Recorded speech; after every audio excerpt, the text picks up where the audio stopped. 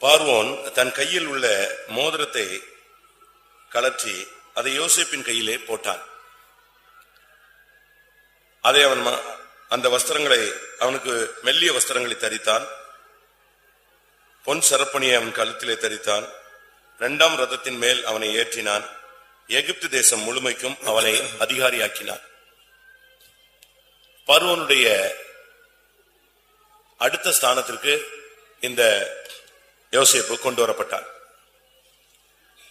இன்றைக்கு நாம் இதிலிருந்து விளங்கிக் கொள்ள வேண்டிய சத்தியம் என்னன்னு சொன்னா, இந்த மோதிரம் என்பது ஒரு பொறுப்பை காண்பிக்கிறது, இல்லாவிட்டால் ஒரு உத்தியோகத்தை காண்பிக்கிறது, இல்லாவிட்டால் ஒரு ஊழியத்தை காண்பிக்கிறது, இல்லாவிட்டால் ஒரு அங்கீகரிப்பை காண்பிக்கிறது. சிறைப்பட்ட ஒரு மனிதனாக சிறையிருப்பிலே சிறைச்சாலை வஸ்திரம் தரித்து ஒரு அடிமையாக கடந்த ஒரு மனுஷன், அவனுக்கு எந்த தகுதியும் கிடையாது. அவன் ராஜ வம்சத்தில் பிறந்தவனும் அல்ல, அந்த தேசத்தின் சுதந்திரவாளியும் அல்ல. ஆனால் கர்த்தர் அவனை திடீரென்று ஒரு மகிமையான ஒரு ஸ்தானத்துக்கு உயர்த்தினார். அப்படி உயர்த்தினுடைய அடையாளம், முதலாவது அந்த பார்வோன் செய்த முதல் காரியம், தன் கையில் இருந்ததான மோதிரத்தை எடுத்து இவன் கையிலே போட்டான். இது ஒரு அதிகாரத்தை, இல்லாவிட்டால் ஒரு பொறுப்பை, ஒரு அங்கீகாரத்தை காண்பிக்கிறது. அந்த இளைய குமாரன் எல்லாவற்றையும் இழந்து அழித்து பின்வாங்கி பன்றியோடு வாழ்க்கை நடத்தி திரும்ப அவன் மனம் திரும்பி வந்த பொழுது அந்த தகப்பன் அவனை குமாரனாய் மறுபடி அங்கீகரித்ததற்கு அடையாளமாக அவன் கையில் போட்டது எது? மோதிரத்தை போட்டான். இது எதை காண்பிக்கிறது? நம்முடைய வாழ்க்கையில நாமும் கூட இந்த ஊழியத்திற்கு, இந்த உபதேசத்திற்கு, இந்த சத்தியத்திற்கு, இந்த ஸ்தானத்திற்கு நாம் எந்த விதத்திலும் பொறுப்பானவர்களும் அல்ல, தகுதியானவர்களும் அல்ல. என்னை குறித்து நான் சொல்வேன் என்றால், எனக்கு பெந்தேகோஸ்துக்குள்ள வரும்போது இயேசுவை பத்தி அப்பதான் ஃபர்ஸ்ட் தெரியும். ஞானசானம் எடுக்கும் பொழுது, ஞானசானம் எடுத்தால் உனக்கு பரலோகம் கிடைக்கும் சொன்னாங்க. அதனால என்ன செஞ்சேன்? ஞானசானத்துக்கு வந்தேன். ஆனா ஞானசானத்துக்குள்ள இவ்வளவு பெரிய ஆழமான சத்தியம் இருக்குன்னு எனக்கு என்ன செய்யாது, தெரியாது. திரும்ப ஒரு 4-5 வருஷம் ஃபெய்த்தம்ல இருந்தேன். ஓரளவு சத்தியம் தெரியும், ஆனா முழுமையான சத்தியம் தெரியாது. கர்த்தர் கூப்பிட்டாருன்னு நான் வந்துட்டேன். வந்து நான் ட்ரைனிங் முடியும் போது என்னை ஒரு இடத்துக்கு மாத்த முற்பட்டாங்க. அவசியமான வேலைக்காக ஒரு இடத்துல என்னை கூப்பிட்டாங்க. அப்ப என்னை பத்தி சொல்லிவிட்டது என்னன்னா, அவனுக்கு பைபிள் தெரியாது, அவன் இந்து பையன், அவனுக்கு அதிகமான சத்தியம் தெரியாது, அவனை கொண்டு போய் நீங்க எங்கேயாவது பிரசங்கம் நினைச்ச கூடாது, ஏத்தி விட்டுறக்கூடாது, உபதேசம் அதிகமா தெரியாது, இப்படி சொல்லித்தான் விட்டாங்க. ஆனா கர்த்தர் கிருபையினால்தான் இதுக்குள்ள வந்த பிறகுதான் எனக்கு இவ்வளவு உபதேசம் இருக்குன்னு என்ன செய்யும் தெரியும். இவ்வளவு ஆழமான உபதேசம் இருக்குன்னு ஒரு நாள் சண்டே ஸ்கூல் சிலபஸ் எடுத்து படிச்சு பார்த்தேன். சில கிளாஸ்ல உள்ள பாடங்கள் எடுத்து பார்த்தேன். அதுல பார்த்தா இன்னும் எனக்கு தெரியாத எத்தனையோ சத்தியங்கள் எதுல இருக்கு, அதுக்குள்ள இருக்கு. அதனாலதான் பாஸ்டர் C.K. லாசரஸ் அவர்கள் பேசும் பொழுது சொன்னாங்க, இது அதிகமான உபதேசம், அதிக டோஸ். பிள்ளைகளுக்கு நம்ம சின்ன வயசுலயே என்ன செய்யறோம், ஓவரா டோஸ் கொடுக்கிறோம், ரொம்ப ஆழமா இருக்கு அப்படின்னு சொன்னாங்க. இது போல ஒரு இடத்துல ஒரு மீட்டிங் வச்சு, இந்த சண்டே ஸ்கூல் ஊழியத்தின் மூலமா உங்களுக்கு என்ன கிடைச்சது அப்படின்னு சொன்னா, அவ்வளவு டீச்சர்ஸ்ல பாதி பேர் என்ன சொல்லிட்டாங்க, இதுக்கு இங்க இந்த உபதேசம், இந்த சண்டே ஸ்கூல் சிலபஸ பார்த்த பிறகுதான் எனக்கு இவ்வளவு உபதேசம் இருக்குன்னு என்ன செய்யும் தெரியும். இந்த சண்டே ஸ்கூல் சிலபஸ் கிடைச்ச பிறகுதான் இவ்வளவு ஆழமான உபதேசம் இருக்கு, இவ்வளவு ஆழம் இருக்கு, இவ்வளவு சத்தியம் இருக்குன்னு தெரிஞ்சவங்க ஒரு விஷயம் கை வைத்துங்க பார்க்கலாம். இல்ல அதுக்கு முன்னாலேயே நான் அதி மேதாவியா இருந்தேன், எனக்கு எல்லாமே தெரியும் அப்படின்னு சொல்றவங்க கை வைத்துங்க பார்க்கலாம். பாத்தீங்களா? யாருக்கும் தெரியாது. ஒவ்வொரு கிளாஸுக்கு நம்ம போகும்போதுதான் இதுக்குள்ள என்னென்னலாம் இருக்குன்னு நமக்கு தெரியும். ஆனா கர்த்தர் என்ன பண்ணாரு, யோசேப்புக்கு எகிப்துல என்ன நடக்குன்னே தெரியாது. அவன் ஒரு அடிமை, சிறைச்சாலையில கிடக்கிறான். ஆனா கர்த்தர் அவனை கொண்டு வந்து இந்த மோதிரத்தை போட்டு நீ இந்த ஊழியத்தை செய்யின்னு கொடுத்தார். அதுபோல பாவத்திலும் அக்கிரமத்திலும் அநியாயத்திலும் சிறைப்பட்டு கிடந்த நம்மை கர்த்தர் கிருபையாய் ரட்சித்து அந்த இடத்துல இருந்து விடுதலையாக்கி நமக்கு ஸ்தானம் இருக்கு, திறமை இருக்குன்னு, நம்ம மேல இருந்த ஒரே ஒரு காரியத்தை வச்சுதான் நமக்கு இந்த ஸ்தானத்தை கொடுத்தாங்க. என்ன ஸ்தானம்? என்னதை வச்சு கொடுத்தாங்க சொல்லுங்க பாப்போம். யோசேப்புக்கு எதை வைத்து இந்த மோதிரத்தை அவன் போட்டான்?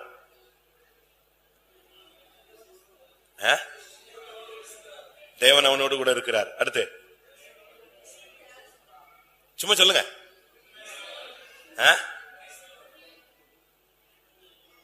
வசனத்தின்படி சொல்லுங்க. தேவ தேவ ஆவியை பெற்ற இவனை போல ஒரு மனுஷன் உண்டோ? ஆதியாகமம் 41:38.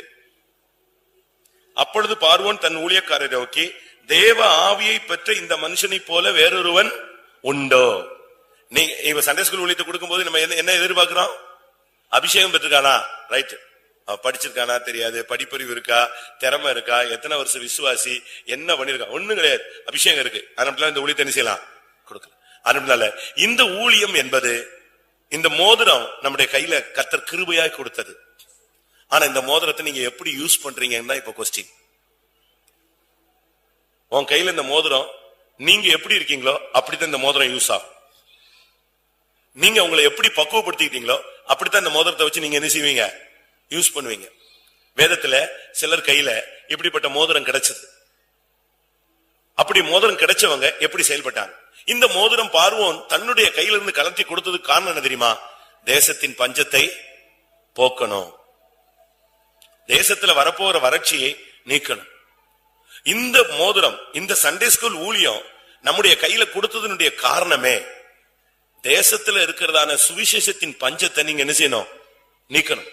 நம்ம என்னவோ 4 பேருக்கு 4 பிள்ளைகளுக்கு யாராவது பெத்து வளர்த்து கொண்டு வந்து சண்டே ஸ்கூல்ல சேர்த்து வைப்பாங்க. அந்த 4 பிள்ளைகள் நம்ம நெஞ்சுக்கிட்டே இருக்கிறோம், மேய்ச்சிட்டு இருக்கிறோம், அவ்வளவுதான்.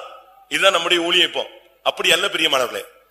நம்ம கையில இருக்கிற இந்த மோதிரத்தை நீங்க கையில எடுத்துட்டு நீங்க கையில போட்டுட்டு நீங்க போனீங்கன்னு சொன்னா எகிப்து தேசம் முழுவதும் உனக்கு கீழே என்ன செய்யும்? அடிமைப்படுத்தப்படும். இந்த மோதிரத்தை வச்சு, இல்லாவிட்ட இந்த அதிகாரத்தை வச்சு, இந்த ஊழியத்தை வச்சு தேசத்தில் இருக்கிறதான பஞ்சத்தை நீங்க நீக்கணும், சுவிசேஷத்தை நீங்க அறிவிக்கணும், அநேகம் பிள்ளைகளை மகிமையில் நீங்க கொண்டு வந்து என்ன செய்யணும்? சேர்க்கணும். அந்த 4 பிள்ளைங்க 7 பிள்ளைங்க அது மாத்திரமல்ல, ஒவ்வொரு பிள்ளைகளை குறித்த ஒரு பெரிய கரிசனை நமக்கு தேவையாக இருக்கிறார். முழு எகிப்துக்கும் இவனை அதிகாரியாக மாற்றினார். அதுபோல உங்களுடைய பகுதியில் இருக்கிற ஒவ்வொரு பிள்ளைகளுக்கும், ரட்சிக்கப்பட்ட பிள்ளைங்க, ரட்சிக்கப்படாத பிள்ளைங்க, சபையில வர்ற பிள்ளைங்க, வராத பிள்ளைங்க, எல்லாருடைய பொறுப்பு யார்கிட்ட தான் இருக்கு? ஏனென்றால் நம்முடைய கையில் இந்த மோதிரத்தை கர்த்தர் போட்டிருக்கிறார். தன்னுடைய கையில இருந்த அந்த ஊழியத்தை நம்முடைய கையில கொடுத்திருக்கிறார். இன்னும் சொல்ல போனா ஊழியக்காரங்க தாங்கள் செய்த இந்த ஊழியத்தை யார் கையில கொடுத்திருக்காங்க? இது ஆக்சுவலா பேதுருவுக்கு கொடுத்த ஊழியம். நீ என்னை நேசிக்கிறாயா? ஆம். அப்படியெல்லாம் என்னுடைய ஆட்டுக்குட்டிகளை மேய்ப்பாயாக. இந்த ஊழியத்தை இப்ப கர்த்தர் நம்ம கையில கொடுத்திருக்கிறார். இதுக்கு ஒரே தகுதி, நம்ம தேவன் நம்ம ஊழியக்காரங்க நமக்கு கொடுத்த தகுதி எதிர்பார்த்தது அபிஷேகம் மட்டுமே.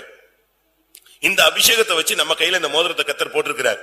இந்த மோதிரத்தை வச்சு நாம் தேசத்துல இருக்கிற பஞ்சத்தை நீக்கணும், சபைக்குள்ள இருக்கிற பஞ்சத்தை நீக்கணும், ஆவிக்குரிய வறட்சியை நீக்கணும், பிள்ளைகளுக்குள்ள இருக்கிறதான வறட்சியை நீக்கணும். இந்த ஊழியத்தை தேவன் நம்முடைய கையில கொடுத்திருக்கிறார்.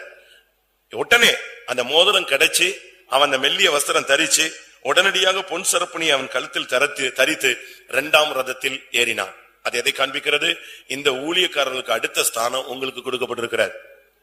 அப்போஸ்தல ஊழியர்களுக்கு அடுத்து இந்த ஊழியத்தை செய்யக்கூடிய, இல்லாவிட்டால் இந்த ஸ்தானத்துல நின்று நீங்கள் செயல்படக்கூடிய ஒரு கிருபை உங்களுக்கு கிடைத்திருக்கிறார். பிள்ளைகளை மேய்க்கக்கூடிய, இல்லாவிட்டால் பிள்ளைகளை நடத்தக்கூடிய, பிள்ளைகளை சரியான விதத்தில் பராமரிக்கக்கூடிய, அந்த பிள்ளைகளை புல்லுள்ள இடங்களில் மேய்க்கக்கூடிய, அமர்ந்த தண்ணீரை கொண்டு போய் விடுகிற ஒரு ஆவிக்குரிய ஒரு ஊழியத்தை கர்த்தர் இந்த நாட்களிலே இந்த நம்முடைய விசுவாசித்து, இல்லாவிட்டால் அபிஷேகத்தின் மூலமாக கர்த்தர் இந்த ஊழியத்தை கொடுத்திருக்கிறார். நாம் இந்த ஊழியத்தை நல்ல விதத்துல செய்யணும். அது சகோதரியோ சகோதரரோ யாராக இருந்தாலும் சரி. அந்த எத்திரோனுடைய பிள்ளைகள் தன்னுடைய ஆடுகளுக்கு என்ன செஞ்சாங்க? தண்ணி காட்டும்படியாக வந்தாங்க. அந்த லாபானுடைய பிள்ளைகள் தங்களுடைய ஆடுகளுக்கு தண்ணீர் காட்டும்படியாக வந்தாங்க. அதுக்காக வந்து காத்து கிடப்பாங்க, அந்த கல்லு புரட்டை எப்போ புரட்டுவாங்கன்னு சொல்லி. அதுபோல உங்களுடைய பிள்ளைகளை நீங்கள் சரியான விதத்துல போஷிக்க, போதிக்க, பராமரிக்க நீங்க ஒரு பொறுப்புள்ளவர்களாக காணப்பட வேண்டும். அடுத்த எப்ப மோதிரம் போட்டு இவனுக்கு மெல்லிய வஸ்திரம் தரிச்சாங்களோ அடுத்த செகண்ட் அவன் ரதத்துல ஏறி எங்க புறப்பட்டான்? எகிப்து தேசத்தை சுற்றிப்பான். அதனால நமக்கு கொடுக்கப்பட்டது ஒன்று, இந்த மோதிரம் கொடுக்கப்பட்டது நம்மை ஒரு ஸ்தானமாக கர்த்தர் அங்கீகரிக்கிறார், மகனாக அங்கீகரிக்கிறார், இல்லாவிட்டால் மகளாக அங்கீகரிக்கிறார். இரண்டாவது ஸ்தானத்துல கர்த்தர் உங்களுடைய சபைகளிலே உங்களை அங்கீகரிக்கிறார். அடுத்து உங்களிடத்திலிருந்து தேவன் எதிர்பார்க்கிற, இல்லாவிட்டால் பார்வோன் எதிர்பார்த்த அந்த காரியம் என்னன்னு சொன்னா தேசத்தின் பஞ்சத்தை என்ன செய்வான்? அதுக்கு பிறகு பார்வோன் ஒரு இடத்துல வரவே இல்லை. அவனுக்கு எல்லா அதிகாரமும் கொடுத்தாச்சு, நீ போய் ஊழியம் செய், நீ போய் தேசத்தை பாரு. அவன் 7 வருஷம் தேசத்துல கிடைச்ச எல்லா நன்மையும் சேர்த்து வச்சான். அடுத்து 7 வருஷம் பஞ்சம். தேசத்துல கிடைச்ச எல்லா நன்மையும் ஜனங்களுக்கு என்ன செஞ்சான்? பகிர்ந்து கொடுத்தான். நாம் இந்த நாட்கள்ல தேவ வசனத்தை இல்லாவிட்டால் அந்த சத்தியங்களை பகிர்ந்து கொடுக்கக்கூடிய நல்ல உக்கிரானக்காரர்கள். அவங்க உங்களுக்கு ஏற்ற வண்ணமாக அருமையான வசனங்களை சொல்லணும், அருமையான உபதேசங்களை கொடுக்கணும். சமயத்துக்கு ஏற்ற வார்த்தைகளை சொல்ல கர்த்தர் எனக்கு கல்விமானி நாவே தந்துடல. நீ கேளுங்க. இந்த ஊழியத்துல உங்களுக்கு 4 பிள்ளைங்க இருக்கலாம், 7 பிள்ளைங்க இருக்கலாம். ஒரே பையனுக்காக நீங்க கிளாஸ் எடுக்க வேண்டிய சூழ்நிலை இருக்கலாம். அதை பத்திலாம் நீங்க பாரப்பட வேண்டிய அவசியமே இல்ல. எனக்கு என்னைய வேணும்னே 2 பிள்ளைங்க உள்ள கிளாஸ்ல போட்டாங்க அப்படி சொல்றவங்க இருக்கீங்களா? சொல்லிருக்கீங்களா? ஒரு கட்டத்துல சொல்லிருப்பீங்க. ஆனா ஏதேன் தோட்டத்துல கர்த்தர் எத்தனை பேருக்கு பிரசங்கம் பண்ணாரு? 2 பேருக்கு தான் பிரசங்கம் பண்ணாரு. அதுபோல நீங்க ஒரு ரொம்ப பெரிய கிளாஸ் வேணும். ஒரு சிலர் எல்லாம் 11th இருந்து கீழே இறக்கிட்டா உடனே நினைச்சுவாங்க, எங்க வீட்டுல கொஞ்சம் வேலை இருக்கு, என்னால கண்டினியூவா எங்க வர முடியாது. ஆனா 11th போட்டா வீட்டுல வேலை இருந்தாலும் நாங்க என்ன செய்வோம்? அப்படி இருக்க கூடாது. இவன் சிறைச்சாலையில இருந்து இவனை கொண்டு வந்திருக்கு. இவனுக்கு ஒண்ணுமே புரியல. இவனை சவரம் பண்ணாங்க, சட்டார்னு சவரம் பண்ணா வந்து நின்னுட்டான். அவன் ஒரு மாதிரி வித்தியாசமா முடி வளர்த்து வித்தியாசமான டிரெஸ் போட்டு அந்த சிறைச்சாலை வஸ்திரத்துல இருந்தான். ஆனா கர்த்தர் என்ன பண்ணாரு? அவனை ஒரே நாள்ல கொண்டு வந்தாரு. ஒரே நாள்ல நெஞ்சிட்டான், சவரம் பண்ணி வேற டிரெஸ் போட்டு அழகா கொண்டு வந்து அவனை ஒரு ராஜகுமாரனை போல கொண்டு வந்து நிறுத்தினாங்க. சண்டே ஸ்கூல் எடுக்க வரும்போது அதுக்குரிய ஒரு டிரெஸ் இருக்கு, அதுக்குரிய ஒரு ஷேவ் பண்ணி அழகா டீச்சர்ஸ் அந்த பரட்ட மாதிரி அப்படிலாம் வரக்கூடாது. பிள்ளைங்க உங்களை பாப்பாங்க, எப்படி வர்றீங்க, உங்க டிரெஸ் எப்படி இருக்கு, உன் தலைமுடி எப்படி இருக்கு, சகோதரினா உங்க டிரெஸ் எப்படி இருக்குன்னு பெரிய பிள்ளைங்க உங்க கிளாஸ்ல இருப்பாங்க, அவங்க பாப்பாங்க. அப்ப நீங்க அதுக்கேற்ற மாதிரி டிரெஸ் பண்ணணும், அதுக்கேற்ற மாதிரி நீங்க அழகா நீட்டா சண்டே ஸ்கூலுக்கு வரணும். வந்து அந்த பிள்ளைகளுக்கு நீங்க ஒரு முன்மாதிரி, ஒழுக்கத்துல முன்மாதிரி, பேச்சுல முன்மாதிரி, டிரெஸ்ல முன்மாதிரி, எல்லாவற்றிலும். அது ஒரு காலத்துல நம்ம எப்படியோ இருந்தோம். ஆனா சிறைச்சாலையில இருந்து வந்த பிறகு அவன் வரும்போது எப்படி வந்தான்னு சொல்லி இருக்கு பைபிள்ல. அவனுடைய வேற வஸ்திரம் தரித்து சவரம் பண்ணி கொண்டு அவன் எங்க வந்து நின்றான்? ராஜாவுக்கு முன்பாக வந்து நின்றான். வந்து நின்ன உடனே அவனுக்கு மோதிரத்தை போட்டாச்சு. உங்க கையில கர்த்தர் ஒரு உத்தரவாதத்தை கொடுத்திருக்கிறார். நீங்க இதை முறுமுறுத்துட்டு செய்றீங்களா, மனப்பூர்வமா செய்றீங்களான்னு இல்ல அந்த 2 பிள்ளைகளுக்கு மட்டும் ஊழியம் செஞ்சுட்டு சும்மா போறீங்களா? ஒவ்வொரு நாளும் நீங்க உங்க கொடுத்த நீங்க பெத்த பிள்ளைகளுக்கு எப்படி ஜெபிக்கிறீங்களோ அதை காட்டிலும் யாருக்காக அதிகமா ஜெபிக்கணும் சொல்லுங்க. ஒரு டீச்சருக்கு 4 பிள்ளைங்க கொடுத்திருப்பாங்க, 7 பிள்ளைங்க கொடுத்திருப்பாங்க. சரி, அடுத்து ஹெட்மாஸ்டர். ஹெட்மாஸ்டர் யாருக்கெல்லாம் ஜெபிக்கணும்? அவருக்கு பிள்ளைகள் கிடையாதுல்ல. அப்ப மொத்த பிள்ளைகளுக்கு அவங்க என்ன செய்யணும்? ஜெபிக்கணும். சரி, இப்போ இன்ஸ்பெக்டருக்கு கிளாஸும் கிடையாது, ஸ்கூலும் கிடையாது. அப்ப அவங்க யாருக்கா ஜெபிக்கணும்? அவங்களுக்கு கொடுக்கப்பட்டதான ஏரியால உள்ள எல்லா டீச்சர்ஸுக்கும் எல்லா பிள்ளைகளுக்கும். இந்த ஸ்தானம் கூடும் போது எது கூடணும்? எதுவும் கூடணும், பொறுப்பும் கூடுது. அந்த 2ஆம் ஸ்தானத்துக்கு வந்த உடனே முழு எகிப்துக்கும் யாரு அதிகாரியா மாறியாச்சு? யோசேப்பு மாறிட்டான். அவனை பார்த்தா, அவன் கையில பார்த்தா போதும், அந்த மோதிரம் இருக்கும். மோதிரம் இருந்தாலே இவன் யாரு? ராஜ்யத்துல 2வது ஸ்தானம். நம்ம கையில இப்ப மோதிரம் போட போறது இல்ல. கர்த்தர் உங்களை நம்பி இந்த ஊழியத்தை கொடுத்திருக்கிறார். இந்த ஊழியத்துல ஒவ்வொரு ஸ்தானம் வரும்போது நீங்க பிரேயர் தான் கூடணும். நிலம் அதிகமா இருக்கு அப்படின்னா விளைச்சல அதிகரிக்கலாம். அதுபோல நீங்க உங்க கையில கர்த்தர் இந்த பொறுப்பை கொடுத்திருக்கிறார். 1ஆம் கிளாஸ் பிள்ளைங்க, அந்த 2 பிள்ளைங்க மூக்கு பிடிச்சிட்டு உட்கார்ந்து இருக்கும், அதுக்கு ஜெபிச்சுட்டு சோத்திரம். அது வரலன்னா டீச்சர் செஞ்சுச்சு ஓடக்கூடாது. பிள்ளைங்க வரலையா அன்னைக்கு அந்த டீச்சர் வீட்டுக்கு போக கூடாது. எங்க உட்கார்ந்து ஜெபிக்கணும்? என் பிள்ளைங்க வரல. இது காலேஜ் கிடையாது. காலேஜ்ல பாத்தீங்கன்னா HOD வரல, இல்ல லெக்சரர் வரலன்னா எல்லாரும் எங்க கிளம்பிடுவான்? ஊர் சுத்த கிளம்பிடுவான். இல்ல பிள்ளைங்க என்னன்னா அவங்க பேசாம அவங்க ரெஸ்ட் ரூம் போயிருவாங்க. அப்படி கிடையாது. இன்னைக்கு உங்க பிள்ளைங்க வரலன்னா அன்னைக்கு அங்க உட்கார்ந்து என்ன செய்யணும்? ஜெபிக்கணும். சப்ஸ்டிட்யூட் உள்ள டீச்சர்ஸ் அவ்வளவு உட்கார்ந்து உங்க பொறுப்பு நிமித்தம் ஜெபிக்கணும். இப்படி நம்ம ஒரு அழகான விதத்துல இந்த சண்டே ஸ்கூலை நீங்க மெயின்டைன் பண்ணணும். அவன் பாருங்க 7 வருஷம் செழிப்பு, 7 வருஷமும் சுத்தி சுத்தி சுத்தி சுத்தி சுத்தி சுத்தி சுத்தி அங்க எல்லா தேசத்துல எவ்வளவு நன்மை கிடைச்சதோ அவ்வளவுத்தையும் என்ன செஞ்சான்? பண்டக சாலைகளை கட்டி கட்டி கட்டி கட்டி சேர்த்துக்கிட்டே இருந்தான். அதுபோல நீங்க உங்களுக்கு கிடைக்கிற நேரத்துல எல்லாம் ஜபத்துல ஜபத்துல ஜபத்துல ஜபத்துல நீங்க செஞ்சு இந்த ஊழியத்தை டெவலப் பண்ணணும்.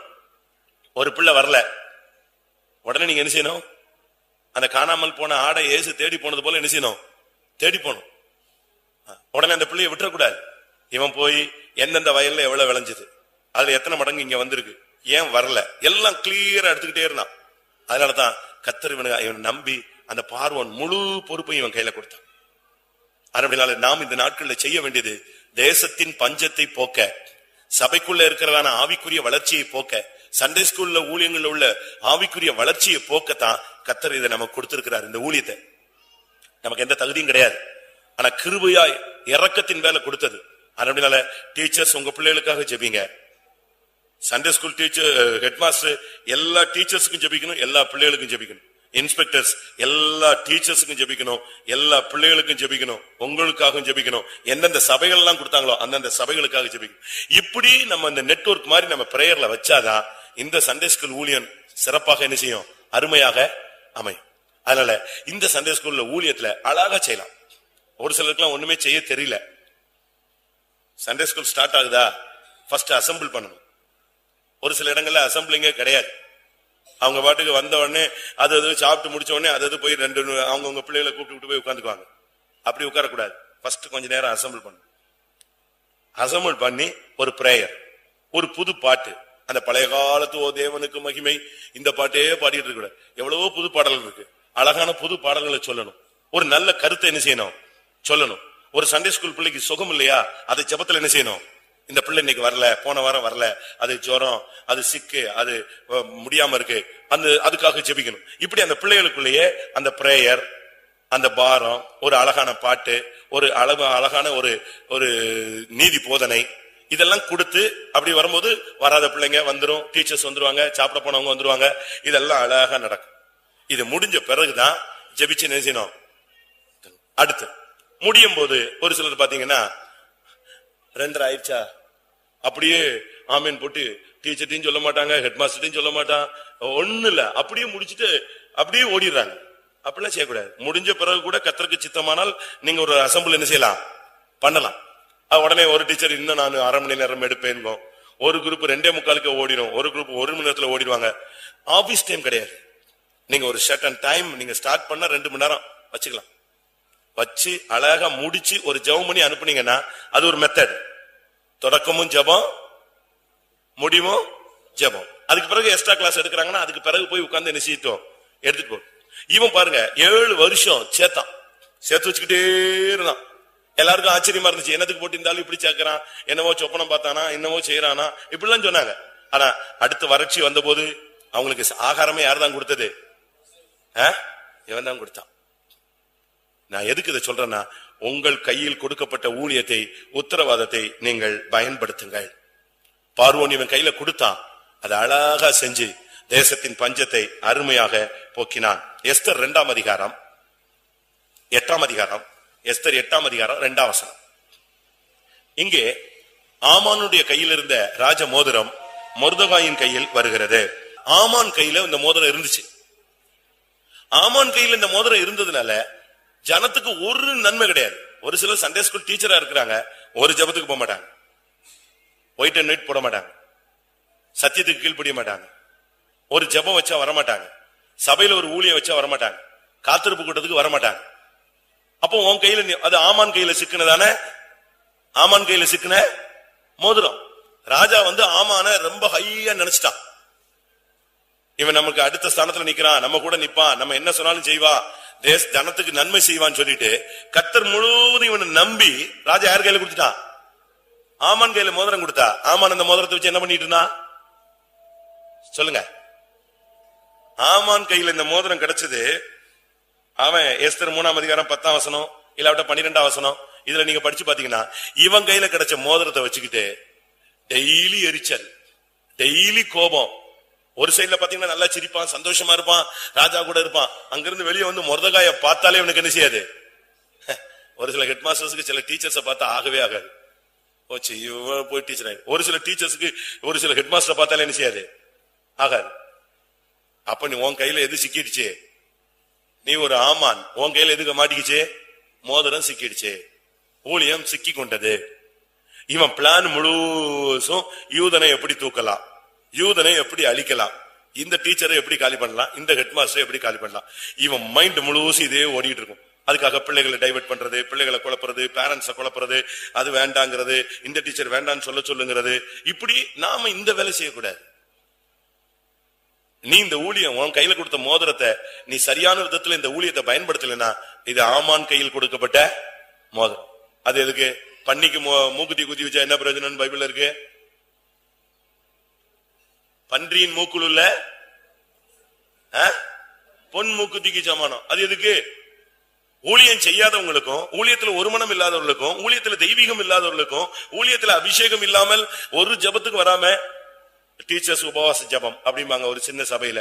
அங்க இருக்கிறதே 4 பேர் தான் இருப்பான். இவங்க என்ன செய்யறது இல்ல, டீச்சர்ஸ் உபவாச ஜபத்துக்கு வர்றதே இல்ல. இல்ல டீச்சர்ஸ் எல்லாம் சனிக்கிழமை நைட்டு கூடி ஜபிக்கிறாங்க, வர்றதே கிடையாது. சனிக்கிழமை நைட்டு சண்டே ஸ்கூல் டீச்சர் கட்டாயம் எங்க வரணும்? காத்திருப்பூட்டத்துக்கு வரணும். இப்படி ஆமானுடைய சிந்தை எல்லாம் என்ன தெரியுமா? ஸ்தானம் பாதுகாக்கப்படணும். அடுத்து யூதனை என்ன செய்யக்கூடாது? பிரமாணத்தின்படி நடத்திப்பின்படி யாராவது ஊழியம் செஞ்சா அது அவனுக்கு ஒத்து வரவே வராது. யாரு பிரமாணத்தின்படி இருக்கிறானோ அவனை கொன்றணும். அவன் சொல்றான் போய் ராஜாட்ட, யூதருடைய பழக்க வழக்கங்கள்லாம் என்ன எப்படி இருக்கு? வித்தியாசமா இருக்கு, விகாரமா இருக்கு, இவங்க இருக்கிறது நல்லா இல்ல, தயவு செய்து நீ ஆமான் கையில சிக்கிறக்கூடாது. ஆமான் கையில கத்தர் இந்த மோதிரத்தை கொடுத்தாருன்னா இன்னைக்கு கத்தருடைய சமூகத்துல ஆமானின் ஆவியை அழிச்சு ஜனத்தை மீட்கக்கூடிய மொர்தகாயின் கையில இந்த மோதிரம் என்ன செய்யட்டும்? வரட்டும். நீங்க மொர்தகாயா மாறுங்க. மொர்தகாய் அலறுவான், துயர சத்தமாய் கூப்பிடுவான், ரெட்டு உடுத்துவான், தேவ சமூகத்துல கத்துவான். அதுதான் மொர்தகாய். இந்த ஊழியத்துக்காக நீங்க ஜெபிக்கணும், அலறணும், கத்தணும், தேவ சமூகத்துல ஃபாஸ்டிங் போடணும். எங்க சபை ஊழிய வளர்ச்சி அடையணும், எங்க சபை பிள்ளைங்க நல்லா படிக்கணும், எங்க சபை பிள்ளைங்க சீயோனா எருசலேமாய் மாறணும். இப்படிப்பட்ட ஒரு பொறுப்புணர்வு. நேத்து நானு இங்க தண்ணி குடிக்காத ஒரு ஃபாஸ்டிங் வச்சோம் நேத்து காலையில. அதுல பிள்ளைகளுக்காக ஜெபியுங்கள், உங்கள் பிள்ளைகளுக்காக நீங்கள் அழுங்கள்னு சொல்லிட்டு நான் இப்படி நடந்து போறேன். ஒரு ஆளுக்கு ஒரே ஒரு பொண்ணு ஜெபிக்கிறாரு பாருங்க ஜெபம். அப்பதான் யோசிச்சேன், தான் ஆடாட்டாலும் தசை என்ன செய்யுது? ஆடுது. ஜெபிக்கிறான். அந்த ஒரு பிள்ளைக்கு ஒரு 100 பிள்ளை பெற்றிருந்தா எப்படி ஜெபிப்பான்? 100 பேருக்கு அதே மாதிரி பயங்கரமா ஜெபிச்சாரு. அப்பதான் யோசிச்சேன், கிட்ட பார்த்தா அவர் ஜெபிக்கிறத பார்த்த உடனே நான் நின்னு கேட்டா, ஆஹா, அந்த ஒரு பிள்ளைக்காக என்ன செய்யறாரு? அந்த பிள்ளைக்காக அவ சாகுற வரைக்கும் ஜெபிச்சு முடிச்சிட்டாரு அவரு. இப்பதான் அவ படிச்சுட்டு இருக்கா. படிப்பு, கல்யாணம், வேலை, அது இது போட்டு போயிட்டே இருக்கு. அப்பதான் நினைச்சேன், சரி அப்ப உனக்கு சுயம் என்ன செய்யுது? பரவாயில்ல, நல்லா ஜெபிக்கிற. இதே போல டீச்சர்ஸ் உங்களுடைய பிள்ளைகளுக்காக. மொர்தகாய் யாருக்காக அலர்னா? அவனுக்கு தான் பிள்ளையே கிடையாது. அவன் வளர்த்தது யாரத்தான்? இன்னொருத்தர் பிள்ளை தான். அது யாரு? எஸ்தர். அவளை கூட இவன் ரொம்ப சீரும் சிறப்புமா செல்லமா வளர்த்தான்னு சொல்ல முடியாது. சொன்னா ராஜமேன்மையை சரியா பயன்படுத்தலன்னு நீ எங்க போயிடுவ, சாகிறதுக்கு நீ ரெடியா இருந்துக்கோன்னு சொன்னான். அவ்வளவுதான். அவ்வளவு கரெக்டா அவனை இப்படித்தான் பேசணும், இப்படித்தான் பேசணும், இப்படித்தான் பேசணும்னு வளர்த்து வச்சிருந்தான். ஆனா ஜெபிச்சான் பாருங்க, அந்த ஜனத்துக்காக அலர்னான், புழுதியை தூக்கி போட்டுக்கிட்டு ரட்டு உடுத்தி கத்துனான். அதனாலதான் அவன் கையில உள்ள மோதிரம், ஆமான் கையில உள்ள மோதிரம் யார் கையில வந்துருச்சு? யார் கையில வந்துருச்சு? மொர்தகாயின் கையில வந்துருச்சு. நீங்க ஜெபித்து பாருங்க, கர்த்தர் உங்களை ஆசீர்வதிக்கப்பட்ட ஒரு பாத்திரமாய். முன்னே மோதிரம் கையில வர்றதில்ல, ஒன்னையே முத்திரை மோதிரமாய் கர்த்தர் மாற்றுவார்.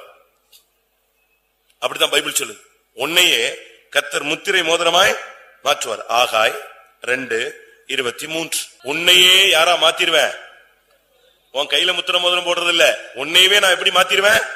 முத்திரை மோதிரமாய் மாற்றுவேன். நாம் இந்த நாட்களில ஒரு மோதிரமாய் மாறணும். நம்ம கையில மோதிரம் வரணும்.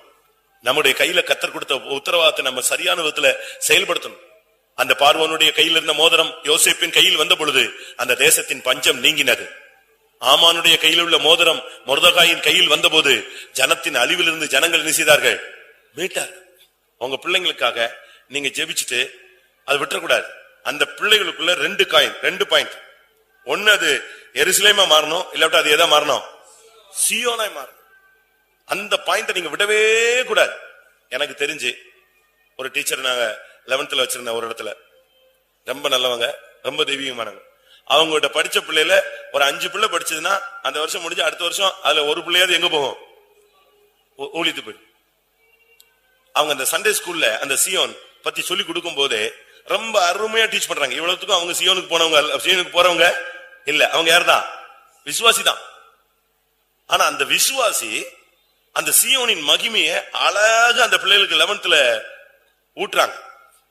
அதை கேட்டு கேட்டு கேட்டு ஒரே வருஷத்துல ஒரு சிலர் வந்து சொன்னாங்க, இந்த டீச்சர் 11th படிச்சாலே எங்க பிள்ளைங்க தடுமாறுது. என்னன்னு கேட்டா 1 2 எங்க போயிடுது, கிளம்பிடுது. இந்த டீச்சர் வந்து வித்தியாசமா போதிக்கிறாங்க. வித்தியாசமா போதிக்கல, அவங்க கையில உள்ள மோதிரத்தை கரெக்டா நெஞ்சிருக்காங்க. சியோனின் மகிமையை அழகா சொல்லி கொடுக்கிறது. வாழ்க்கைன்னா இப்படித்தான், இந்த வாழ்க்கையில போனா உனக்கு இவ்வளவுதான் கிடைக்கும் மகிமை, இந்த ஊழியத்துல போனா இவ்வளவு மகிமை கிடைக்கும். ஒரு விசுவாசி அப்படி அழகா போதிக்கிறான். அதை கேட்டு அந்த பிள்ளைங்கள ஒரு 4 பேர்ல ஒரு ஆளுக்குள்ள என்ன செய்யுது, அந்த சியோனின் வித்து வந்து நெஞ்சிருது, விழுந்துருது. ஒண்ணு வந்து வழியருக விதைக்கப்பட்ட விதையா போகுது, ஒண்ணு காக்கா அடிச்சுட்டு போயிருது, ஒண்ணு சூடு கிளம்புன உடனே அப்படியே வதங்கி போயிருது. ரைட், போட்டோம். ஆனா அந்த 4 விதையில ஒரு விதை எங்க போய் விழுது? நீங்க டீச்சர்ஸ் எல்லாம் சியோனுக்கு போறதுக்கு உற்சாகப்படுத்துறீங்களா? அப்படி கேட்க கூடாது. உங்க பிள்ளைங்க சியோனுக்கு போறதுக்கு உற்சாகப்படுத்துறீங்களா? ஃபர்ஸ்ட் நீ ஒன்னே தானே கரெக்ட் பண்ணணும். உங்க பிள்ளைங்க எல்லாம் ஊழியத்துல யாராவது போயிருக்காங்களா? போறதுக்கு ரெடியா இருக்கீங்களா? நம்ம ஆளுங்கள்ல பாதி பேர் என்ன செய்யறாங்க தெரியுமா? கடத்தங்காய எடுத்து வழிப்பிள்ளையாருக்கு உடைக்கிறான். ஏங்க உங்க பையன் ஊழியத்து போலையா? உங்க பிள்ளை ஊழியத்து போலையா? அவன் கேக்குறான், உனக்கு 3 பிள்ளை இருக்குல்ல, அதுல 1 அனுப்புமா கேப்பான்ல. இவங்க வந்து நாம நல்லா புரிஞ்சுக்கங்க. நீங்க 11th டீச்சர்லாம் கவனிக்கணும். அதுல என்ன இருக்கு? சியோன் இருக்கா? இருக்கா? சியோனின் மகிமை தெரியுதா? அதை படிக்கும் போது அது நீங்க தியரியா படிச்சீங்கன்னா அது பேப்பர்ல உள்ள சியோன். அத மகிமையோடு அந்த பிராக்டிகலோட சிந்தையோடு படிச்சீங்கன்னா அது மகிமையேறிய சியோன். அந்த வெளிச்சம் உனக்கு கிடைச்ச பிறகு நான் வந்து வாழ்ந்த வாழ்க்கை சரியில்லை, என் பிள்ளையாவது எங்க போனோம், அப்படி ஒரு சிந்தை இருக்கு. நம்ம பிள்ளைகளை பத்தி எப்படி இருக்கா?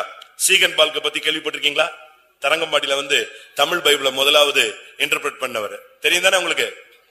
அவருடைய சதத்தை நீங்க படிச்சு பாருங்க. அந்த அம்மா அவங்க அம்மா சாகும்போது இவருக்கு 3 வயசோ 2 வயசோ, அவங்க அம்மா சாக போறாங்க. சாக போகும்போது எல்லா பிள்ளைகளும் சுத்தி நின்று அழுகுறாங்க. புருஷன் அப்படியே கண்ணை கலங்கிட்டு நிக்கிறாரு. என்ன பண்றது? அப்போ அவங்க காப்பாற்றக்கூடிய அளவுல மெடிசன் இல்லாத ஒரு காலம். அப்போ அவங்க ஒவ்வொரு பிள்ளைகளுக்காக சொல்லிட்டு வராங்க, இந்த பிள்ளைய படிக்க வைங்க, இந்த பிள்ளைய எப்படி செய்ய வைங்க, அப்படி இப்படின்னு சொல்லிட்டு கடைசியில புருஷனை கூப்பிட்டு சொல்றாங்க, இந்த பையனை சுவிசேஷகனா அனுப்புவேன்னு எனக்கு ஒரு சத்தியம் பண்ணி கொடுங்க, அப்பதான் நான் என் ஆத்மாவில் ஒரு திருப்தி கிடைக்கும். அது பையன் எத்தனை வயசு? 3 வயசு பையன். ஆனா அந்த தாய், என் ஆத்மா சமாதானமா நான் போகணும்னு ஆசைப்படுறேன், என் பிள்ளை ஒரு பிள்ளையாவது சுவிசேஷம் நான் மிஷினரியா போகணும்னு ஆசைப்படுறேன், இந்த பிள்ளைய நீங்க ஒப்பு கொடுப்பேன்னு சொல்லுங்க, அப்படித்தான் வளர்ப்பேன்னு சொல்லி என்கிட்ட பிராமிஸ் பண்ணுங்க. உடனே அவர் அழுதுகிட்டே பிராமிஸ் பண்றாரு மனைவி கையில. சரி, நான் இந்த பிள்ளைய அப்படி வளர்க்கிறேன். அந்த பையன் கையை அம்மா அப்பா அப்படியே கை வச்சு ஜெபிச்சு அந்த அம்மா உயிரை விட்டுருது. அந்த பையன் எங்க வராரு?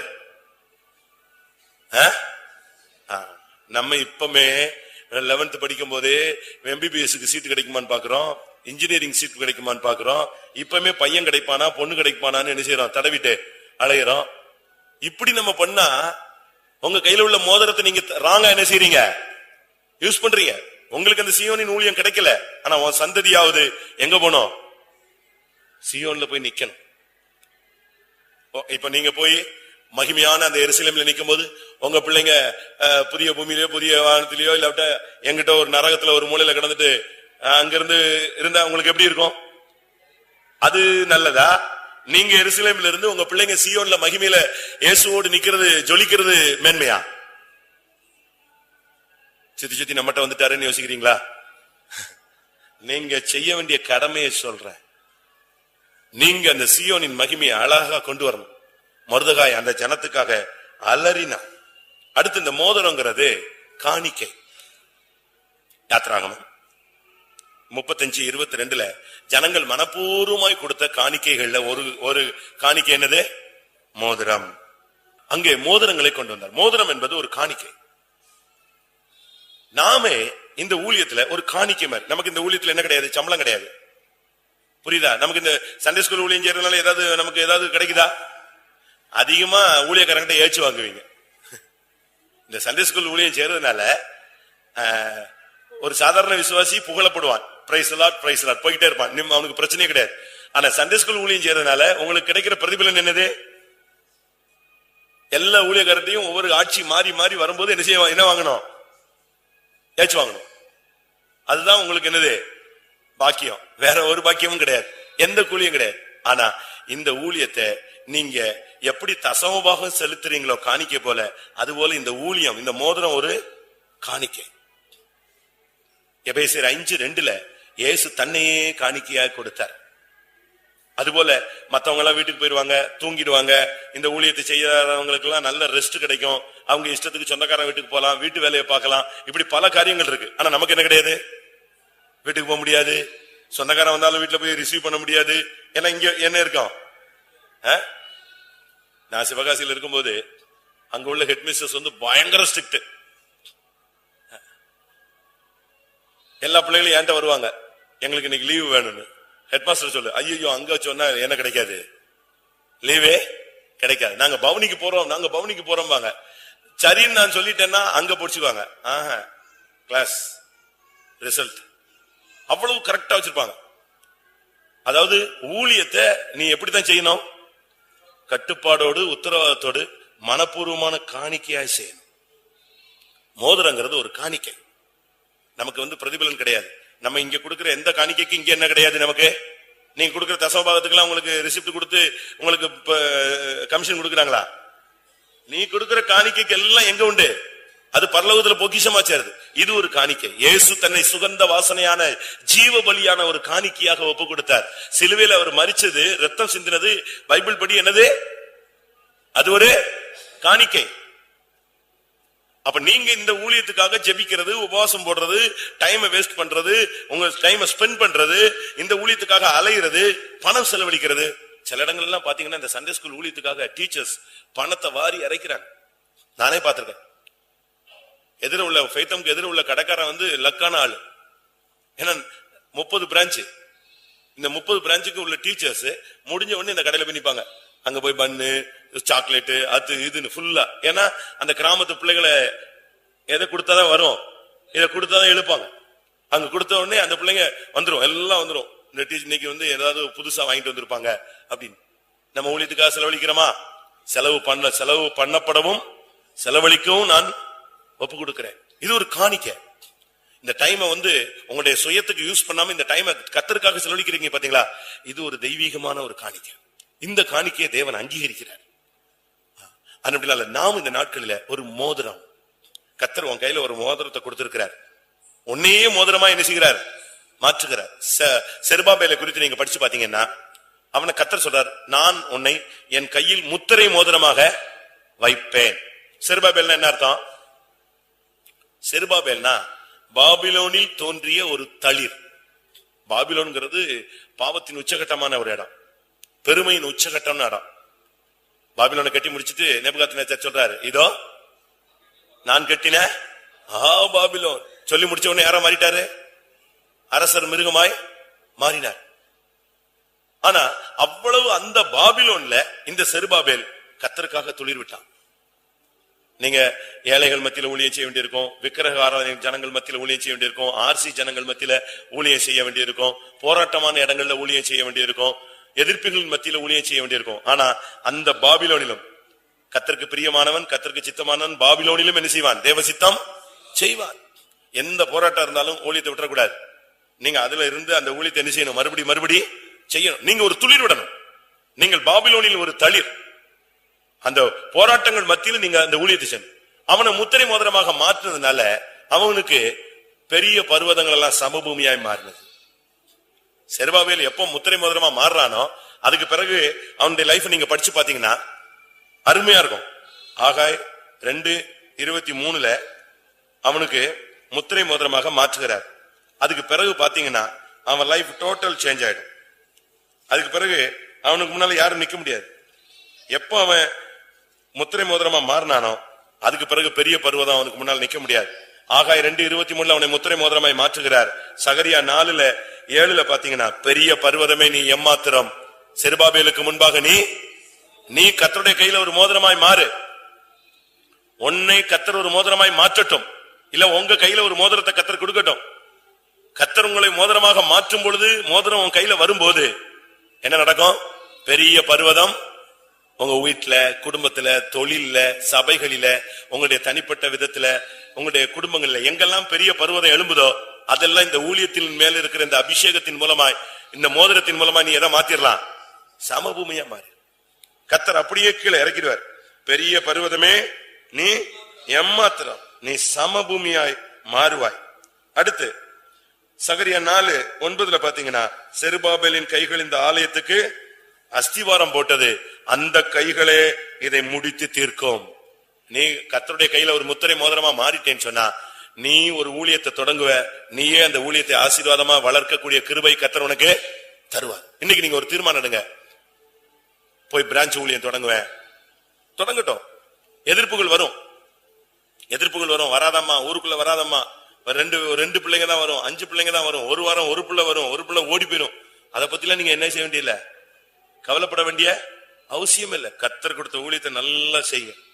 எதிர்ப்பு வரட்டும், ஆனா இந்த சண்டே ஸ்கூல் ஊழியத்தை நெஞ்சிடாதீங்க, விட்டுறாதீங்க. வியாதி வரட்டும், பலவீனம் வரட்டும், போராட்டங்கள் வரட்டும்.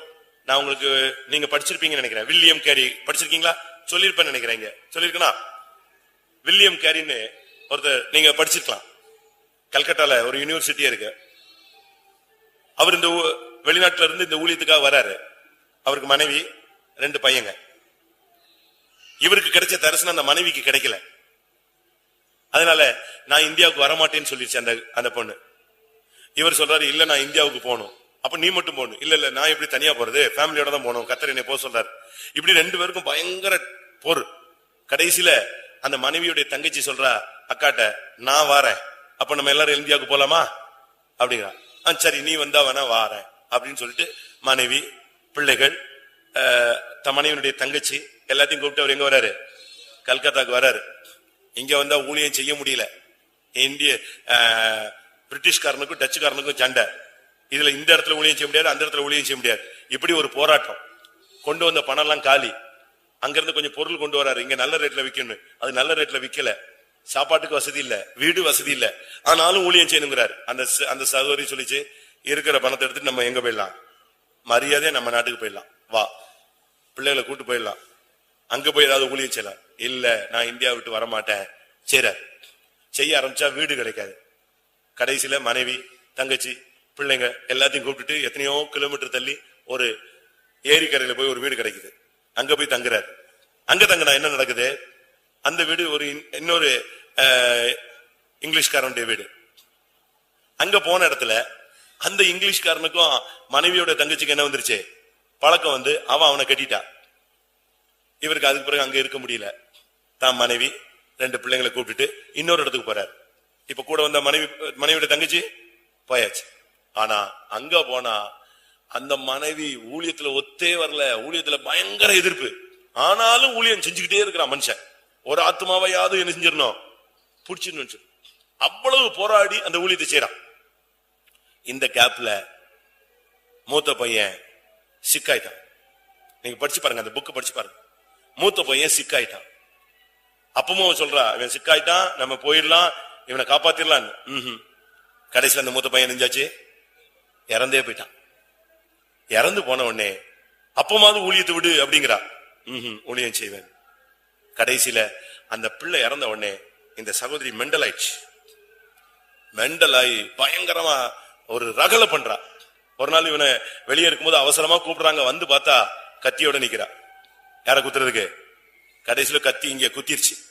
இங்கெல்லாம் கிழிச்சு ரத்த குறையாக்கி கடைசியில அந்த சகோதரி மெண்டலாவே செத்து போச்சு. ஆனாலும் அந்த ஒரு பையனையும் வச்சுக்கிட்டு இவர் நெஞ்சாரு, ஊழியத்தை தொடர்ந்தார். முதல்ல ஒரு விசுவாசி கிடைச்சான், 2வது ஒரு விசுவாசி கிடைச்சான். 2வது விசுவாசி கிடைச்ச உடனே அவனை கொலை பண்ணிட்டாங்க. இந்த தீவிரவாதிகள் நெஞ்சிட்டாங்க, கொலை பண்ணிட்டாங்க. ஆனாலும் அந்த இடத்துல நின்னு ஜீவனை கொடுத்து ஊழியம் செஞ்சான். நம்ம எப்படி செய்வோமா? ஹெட்மாஸ்டர் லேசா சத்தம் போட்டாரு, அவ்வளவுதான். சிலபஸ் தூக்கி போடு, சோத்திரம் விடு. பாஸ்டர் சத்தம் போட்டாரு, எனக்கு இது ஒத்து வராது. நான் ஆரம்பத்திலேயே சொன்னேன், அந்த பாஸ்டர் இருக்கும் போதே வேண்டான்னு சொன்னேன். இப்படி எல்லாம் கேவலப்படணுமா ஊழியத்துல? அப்படி இல்ல, என்ன வந்தாலும் சரி இந்த ஊழியத்தை நான் என்ன செய்வேன். பெரிய பர்வதமே நீ எம்மாத்திரம், உனக்கு அபிஷேகம் இருந்துச்சுன்னா இது கீழே சமபூமியா மாறும். நீ அஸ்திபாரம் போட்டு இந்த ஊழியத்தை, ஏனென்றால் நாம் தேவனுடைய கரங்களில் இருக்கிற மோதிரங்கள். கர்த்தர் நம்மை நம்பி இதை கொடுத்திருக்கிறார். அப்படினால நீங்க உங்களுடைய உத்தரவாதத்தை நீங்க உணர்ந்து கொள்ளுங்க. தயவு செய்து உங்களுக்கு சபையில் உள்ள பஞ்சத்தை, வறட்சியை, தேசத்தில் இருக்கிற பஞ்சத்தை, வறட்சியை போக்கக்கூடிய ஒரு கிருபை இருக்கிறது. எனக்கு தெரிஞ்சு இந்த சண்டே ஸ்கூல் ஊழியத்தின் மூலமா வந்த பிள்ளைங்க எவ்வளவு பேர் ஊழியத்துல இருக்காங்க. இன்னும் அவங்க வீடுகள் என்ன செய்யல, ரட்சிக்கவே படல. இப்ப நம்ம நாசரத்துல கூட இப்படி வந்த ஒரு பையன் ஊழியத்துல இருக்கான், இங்க இருக்க நம்மகிட்ட தான் இருக்கான். சும்மா ஒரு ஃப்ரெண்ட் மூலமா ஒரு டியூஷனுக்கு போன இடத்துல ரட்சிக்கப்பட்ட பையன், ஒரு விசுவாசிட்ட டியூஷன் படிச்சு அதுல ரட்சிக்கப்பட்டு இன்னைக்கு முழு குடும்பம் ரட்சிக்கப்படல, ஊழியத்துல இருக்காங்க. அந்த ஒரு சின்ன ஜஸ்ட் ஒரு டைம் கிடைச்சா அப்ப நம்ம இந்த ஊழியத்தை செய்யலாமா? கர்த்தர் உங்களை ஒரு மோதிரமாக மாற்றி வச்சிருக்கிறார். நம்ம ஒவ்வொருவரையும் தேவனுடைய கரங்கள்ல மோதிரமாக மாற்றி வச்சிருக்கிறார். நாம் இந்த மோதிரத்தை வச்சு, இந்த அதிகாரத்தையும் இந்த கிருபையும் அபிஷேகத்தை வச்சு நாம் இந்த ஊழியத்தை நல்ல விதத்துல செய்யணும். இந்த ஊழியத்தை நீங்க சரியா செய்யலன்னா கஷ்டம். ஆமான் கையில இந்த மோதிரம் கிடைச்சு அவன் சரியா செய்யல. அடுத்து எசேக்கியேல்ல படிக்கும்போது 28ஆம் அதிகாரம் 12ஆம் வசனத்துல விசித்திரமாக செய்யப்பட்ட முத்திரை மோதிரம், விசித்திரமாக செய்யப்பட்ட, எசேக்கியேல் 28:12, நீ விசித்திரமாய் செய்யப்பட்ட முத்திரை மோதிரம். கடைசியில் இந்த முத்திரை மோதிரம் இருந்துச்சா? பெருமை. சண்டே ஸ்கூல் டீச்சர்ஸுக்கு பெருமை வரக்கூடாது. 7ஆம் கிளாஸ் எடுக்கிறேன், 8ஆம் கிளாஸ் எடுக்கிறேன், நான் தான் அடுத்த ஆளு, நான் தான் ஜெபம் எடுப்பேன், நான் தான் முன்னால் நிற்பேன், அப்படிலாம் உங்களுக்குள்ள எந்த பெருமையும் நினைச்சக்கூடாது, வரவே கூடாது. தீரு ராஜாவை குறித்தும் கேருபை குறித்தும் ரெண்டு விதத்துல சொல்லப்பட்டிருக்கு. ஒன்று தீரு ராஜாவை குறித்து சொன்ன வார்த்தை, மற்றொன்று அதுக்குள்ள என்ன இருக்கு, இன்னொரு சத்தியம், நீ அபிஷேகம் பண்ணப்பட்ட கேரு, விழுந்து போன தூதனை குறித்து சொல்லி. ரெண்டு பேருமே கர்த்தர் சொல்றாரு, நான் உன்னை விசித்திரமாய் செய்து வைத்த மோதிரம். ஆனா இந்த மோதிரம் எங்க போயிடுச்சு? மினுக்கினால் எல்லாத்தையும் எடுத்துட்டான். பெருமை. நமக்கு இந்த ஊழியத்துல பெருமையே வரக்கூடாது. தாழ்த்திக்கிட்டே இருக்கணும், தாழ்த்திக்கிட்டே இருக்கணும், தாழ்த்திக்கிட்டே இருக்கணும். எவ்வளவு நம்ம தாழ்த்துறோமோ அவ்வளவு இந்த ஊழியத்துல நமக்கு என்ன கிடைக்கும்? கிருபை கிடைக்கும். இப்ப சண்டே ஸ்கூல் ஹெட் மாஸ்டர் இருப்பாங்க, இப்ப இன்ஸ்பெக்டர் இருப்பாங்க, டபால்னு இந்த போஸ்டிங் போய் தனி ஆர்டினரி டீச்சர் என்ன செய்ய வேண்டியிருக்கும், வரும். எது வந்தாலும் சரி அப்படியே ரொட்டேட் வீல் தான். இதுல நம்ம பெருமை பாராட்ட வேண்டிய அவசியமே கிடையாது. நம்ம தாழ்த்தணும். இந்த ஊழியத்தை கர்த்தர் கொடுத்தாரு என்ன அப்படின்னு நீங்க உங்களை தாழ்த்துனீங்கன்னா இந்த ஊழியத்தின் மூலமா பெரிய ஆசீர்வாதம் உண்டாகும். சபையில ஜனங்கள் வருவாங்க, பிள்ளைங்க வருவாங்க, குடும்பங்கள் வரும். நீங்க அந்த பிள்ளைகள், புதிய புதிய பிள்ளைகளுடைய வீடுகளில் போய் நீங்க சந்திச்சு பேசி அவங்க பேரண்ட்ஸை கூட்டுவாங்க. நான் எல்லா இடத்துலயும் சொல்லுவேன், உங்களுக்கும் சொல்லியிருப்பேன். என் சிஸ்டர் இந்த சண்டே ஸ்கூல் படிச்சதுனாலதான் ஒரு சான்ஸ் கிடைச்சு நான் வந்தேன். நம்ம விசுவாசியுடைய மகள், அவளும் எங்க சிஸ்டரும், அது ரெண்டு பேரும் ஒரே கிளாஸ்மேட். அதுலதான் இதுக்குள்ள வந்தாங்க. அடுத்து நான் உள்ள வரும்போது என் கிளாஸ்மேட் ஒருத்தர் தான், அவன் சிபிஎம், அவனும் நான் தான் அவளை தங்க ஆரம்பிச்சேன். இப்படித்தான் கர்த்தர் என்னைய பிடிச்சாரு. அதனால இந்த ஊழியங்கிறது, சண்டே ஸ்கூல் ஊழியங்கிறது அருமையான ஒரு ஊழியம். இந்த ஊழியத்தை கர்த்தர் நம்ம கையில கொடுத்தாரு. பார்வோன் கையில் இந்த மோதிரத்தை கொடுத்ததுக்கு பார்வோன் ஒரு நாளும் துக்கப்பட்டதே கிடையாது. பார்வோன் கையில் இந்த மோதிரத்தை பார்வோன் யோசேப்பின் கையில் இந்த மோதிரத்தை போட்டதுக்கு என்னைக்காவது துக்கப்பட்டானா? இன்னைக்கு சில இடங்கள்ல டீச்சர்ஸை வச்சுட்டு, இன்ஸ்பெக்டரை வச்சுட்டு ஊழியக்காரங்க படுற பாடு, என்னடா செஞ்சுவிட்டோமே, நல்லதானே செஞ்சோம். உங்க கையில் இந்த மோதிரத்தை கொடுத்ததுக்காக நடத்திப்புக்காரங்க என்ன செய்யக்கூடாது, துக்கப்படவே கூடாது. நான் போட்ட செலக்ஷன் கரெக்ட், இந்த ஆளு இந்த கிளாஸ்க்கு போட்ட அருமையான அந்த ரிசல்ட் நீங்க அருமையா கொண்டு வரணும். அந்த பிள்ளைகளை அப்படியே தெய்வீகமா உருவாக்கணும். அந்த பிள்ளைகளோட விளையாடுறது, அந்த பிள்ளைகளோடு வீட்டுல போய் உட்கார்ந்து கதை அடிக்கிறது, அப்படிப்பட்ட தவறான பழக்கங்கள் சண்டே ஸ்கூல் டீச்சர்ஸ் என்ன செய்யக்கூடாது, பண்ண கூடாது. ஒரு பெரிய பிள்ளைகளை ஒரு வயது முதிர்ந்த டீச்சர் கையில கொடுத்திருப்பாங்க. சில இடத்துல சூழ்நிலையில் நிமித்தம் யார் எடுக்க வேண்டியிருக்கும், சின்ன வயசுக்காரங்களும் எடுக்க வேண்டியிருக்கும். அதுல உங்களுக்கு நம்பி கொடுக்குறாங்க. அநேக இடத்துல சண்டே ஸ்கூல் டீச்சர்ஸ் பிள்ளைகளை என்ன செய்யறாங்க, தவறான விதத்துல யூஸ் பண்ணிடுறாங்க. அப்படி நம்ம எந்த விதத்திலையும் உன் கையில இந்த மோதிரத்தை கொடுத்ததுடைய நோக்கம் ஒரே ஒரு நோக்கம், பஞ்சத்தை நீ போக்குவாய், சரிப்படுத்துவாய், பாதுகாப்பாய். இதுதான் கர்த்தர் கொடுத்தார். எல்லாரும் கண்களை மூடுவோம். கர்த்தாவே, நான் சிறைச்சாலையில இருந்த ஒரு ஆள், பாவத்தின் அடிமைத்தனத்துல இருந்தேன்.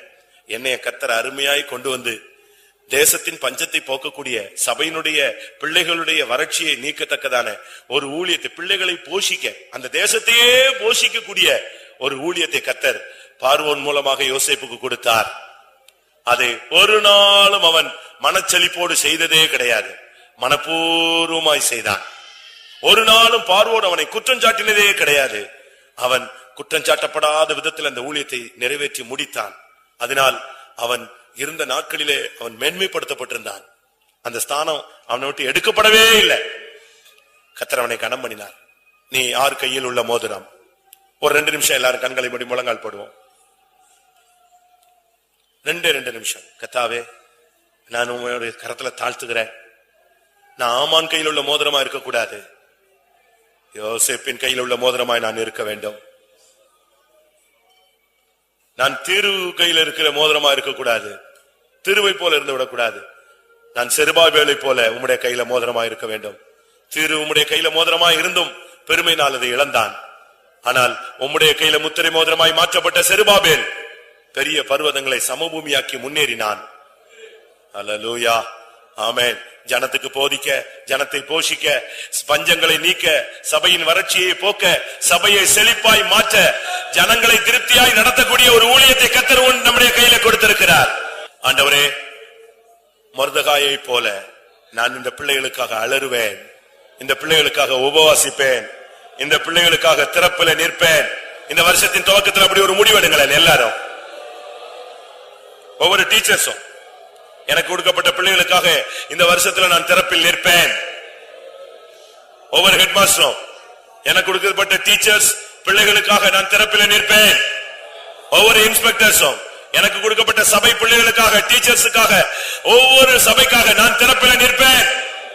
மொர்தெகாயை போல என் கையிலே மோதிரத்தை கர்த்தர் போட்டிருக்கிறார். அல்லேலூயா.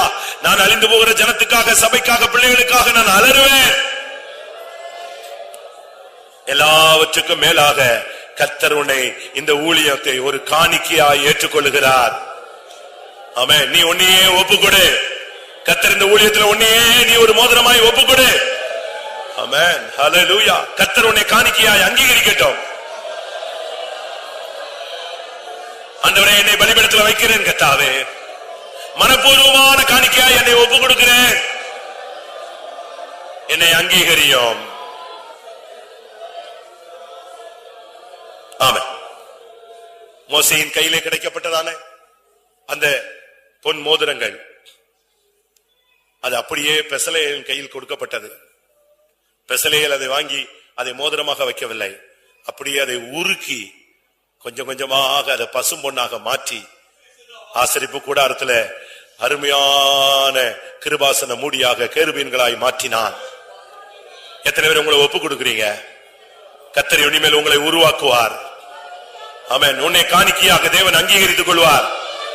எத்தனை பேர் சமர்ப்பிக்கிறீர்கள்? ஆமென். உங்களுக்குள்ளே ஒரு தெய்வீக உருவாகும்.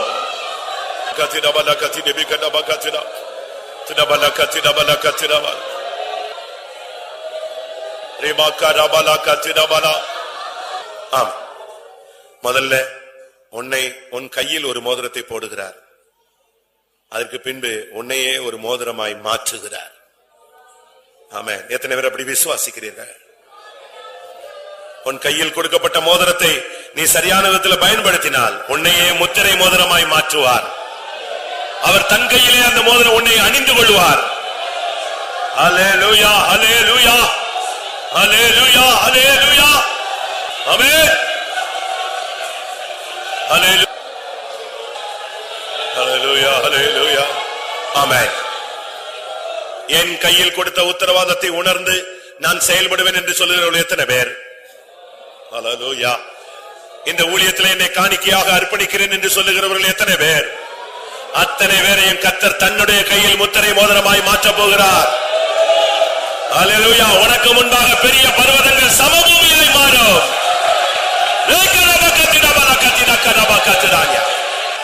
அல்லேலூயா, அல்லேலூயா, அல்லேலூயா.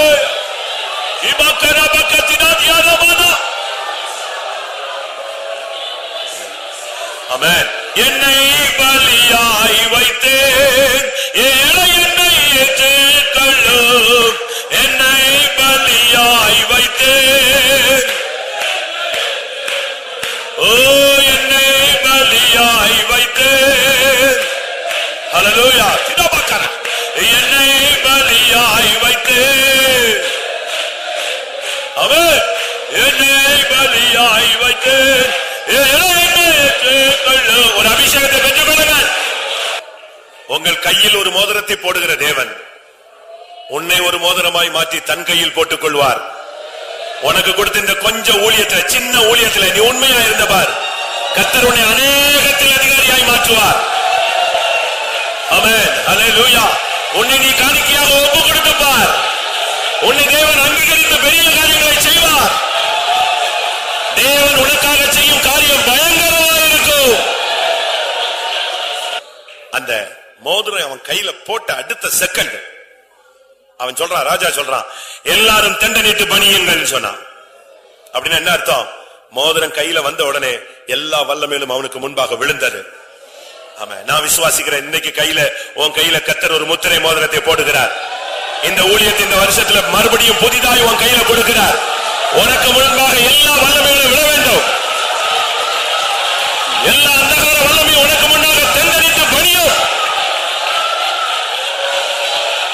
யாரும் நான் 10 வருஷம் இந்த ஊழியம் செஞ்சேன், 28 வருஷம் ஊழியம் செஞ்சேன், நான் 12 வருஷம் ஊழியம் செஞ்சேன்னு சொல்லாதீங்க.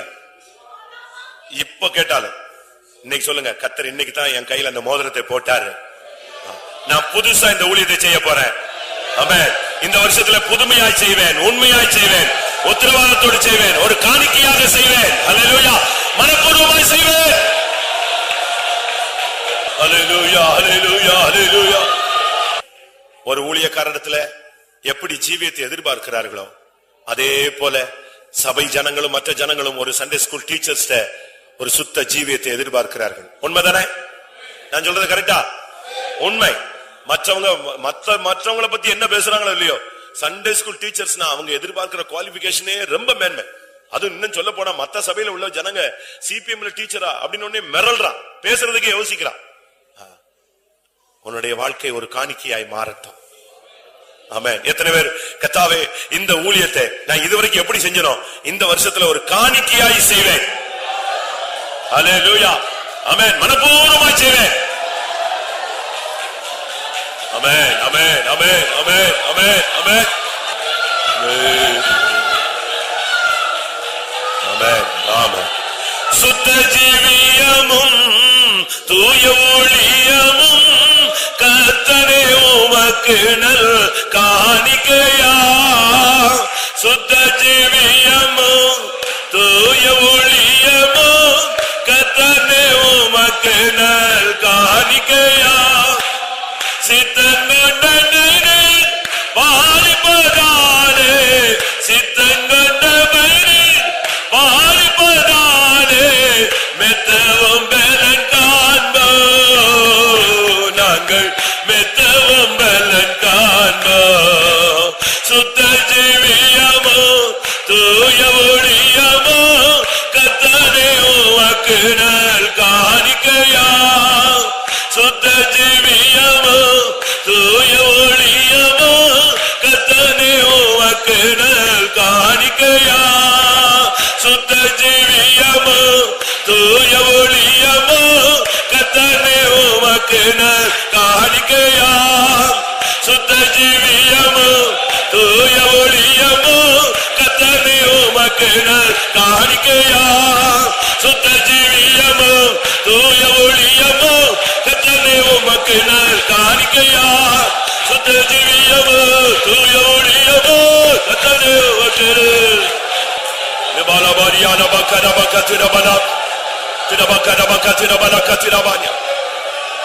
பிரியமானவர்களே, நம்முடைய இந்த ஜெபத்தினுடைய கடைசி பகுதிக்கு நாம் நெருங்கிக் கொண்டிருக்கிறோம். நீங்கள் திரும்பி போறதுக்கு முன்பாக உங்களுடைய அம்பரா துணியை நிரப்பிக் கொள்ளுங்கள். ஆமென். இன்னும் ஒரு 40-42 வாரம் இந்த ஊழியம் இருக்கிறது. இந்த வருஷத்துல அத்தனை ஊழியத்தை செய்யக்கூடிய அம்புகளை நீங்கள் உங்களுடைய அம்பரா துணியில நிரப்பிக் கொள்ளுங்கள். வல்லமையை கிருபையை நிரப்பிக் கொள்ளுங்கள். யுத்த களத்துக்கு நீங்கள் ஆயுதம் நிறைவோடு நீங்கள் திரும்பி போங்க. ஹல்லேலூயா. ஆமென். கிருபையினால், அபிஷேகத்தினால், போதிக்கும் வரத்தினால், வல்லமையினால் இடையேற்றிக் கொள்ளுங்கள்.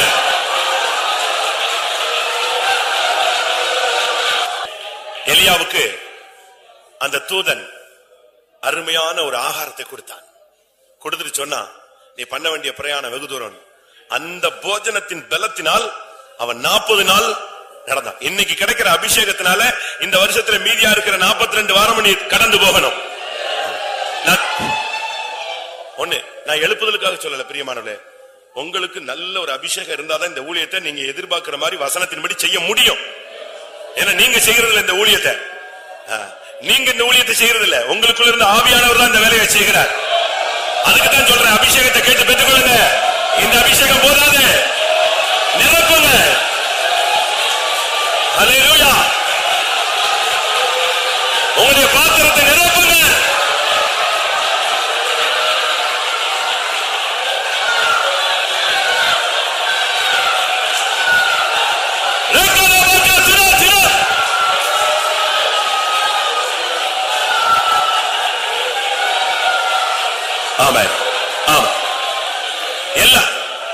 எல்லா சண்டே ஸ்கூல் டீச்சர்ஸ் பிரதர்ஸுக்கு கர்த்தர் ஒரு விசேஷித்த அபிஷேகத்தை தரணும். சகோதரிகள் நல்ல அபிஷேகத்துக்குள்ள இருக்கும் போது நீங்க இப்படி நம்ம சும்மா நின்னா நம்முடைய திறமையில இந்த ஊழியம் செஞ்சா அது ரெகக்னைஸ்ட் ஆகாது. அதுக்கு தான் நான் சொல்றேன். மறுபடியும் சொல்றதுக்கு என்னன்னா, உங்களுக்கு சரியான அபிஷேகத்தோடு நீங்க செய்யுங்க. அது குறைவு இருந்தாலும் கர்த்தர் அதை நிறைவேற்றிடுவார். அது சரியில்லாட்டாலும் கர்த்தர் சரியாக்கிடுவார். நிறைவானது வரும்பொழுது குறைவானது ஒளிஞ்சு போயிடும். அபிஷேகத்தோடு செய்ய கர்த்தர் எல்லாம் பார்த்துக் கொள்வார். ஆண்டவரே அந்த அபிஷேகத்தை தாரும். நிரப்பு நிரப்பு நிரப்பு.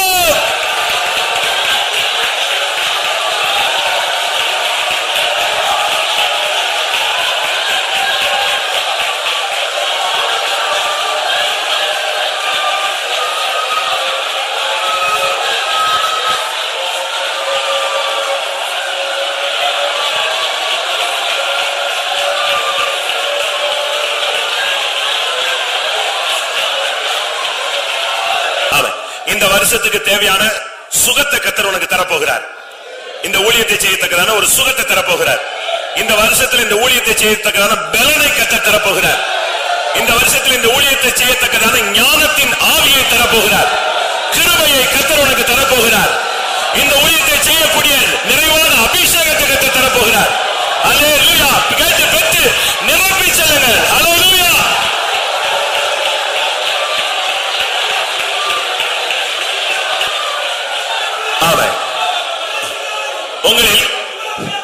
உங்களில் அநேகர் ஆவியானவரை எதிர்த்து நிற்கிறீர்கள். ஆவியை அவித்து போட்டுக் கொண்டிருக்கிறீர்கள். அபிஷேகத்துக்கு இடம் கொடுப்பதில்லை. அது தவறு. பிரியமானவர்களே, ஆவியானவருக்கு இடம் கொடுங்கள். அவர் உனக்காக கொடியேற்றட்டும். நீ அபிஷேகத்துக்கு இடம் கொடுக்கும் போது இந்த ஊழியம் மாத்திரமல்ல, உன் குடும்பத்திலும் நீ ஜெயிப்பாய். உன் வாழ்க்கையிலும் நீ ஜெயிப்பாய். உன் தொழிலிலும் ஜெயிப்பாய். எல்லா இடத்திலும் உன்னை வெற்றி சிறக்க பண்ணுவார்.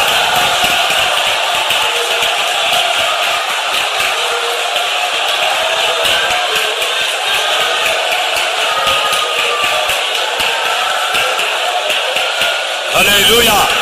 உலகத்தில் இருக்கிறவர்கள் உனக்குள் இருக்கிறவர் பெரியவர்.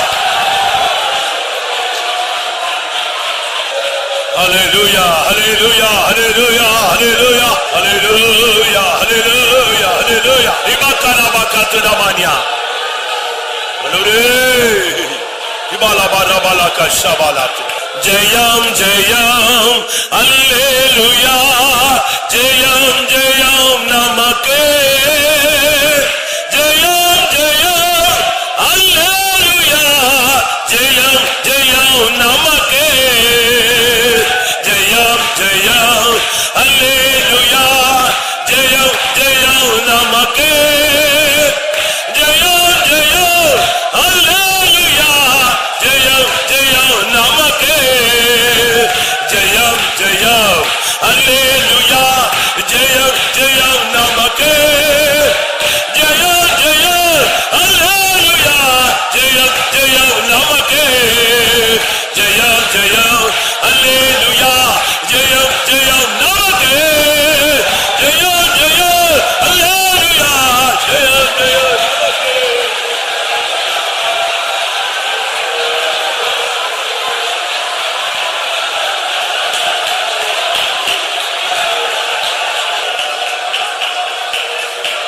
ஆமென். இந்த டீச்சர்ஸ் ஜெபத்துக்கு போனேன். கர்த்தர் எனக்கு ஒரு வார்த்தை தந்தார். எனக்கு ஒரு வாக்குத்தத்தம் கொடுத்தார். கர்த்தர் என்னோடு பேசினார். கர்த்தர் எனக்கு ஒரு அபிஷேகம் கொடுத்தார். கர்த்தர் என்னை வல்லமையினால் நிரப்பினார். என்னை பலப்படுத்தினார். எனக்கு ஒரு தைரியம் கொடுத்தார். என்னை முத்திரை மோதிரமாய் மாற்றினார். எனக்கு ஒரு ஜெயத்தை கொடுப்பேன் என்று வாக்கு பண்ணினார். எத்தனை பேருக்கு சொல்ல முடியும்? ஹல்லேலூயா. ஆமென் ஆமென்.